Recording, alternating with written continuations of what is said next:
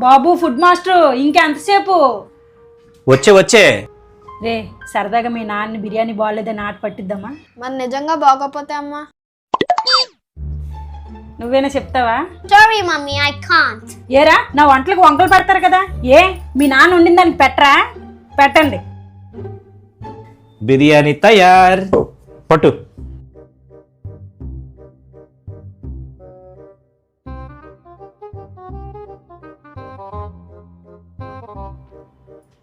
ఎలా ఉంది?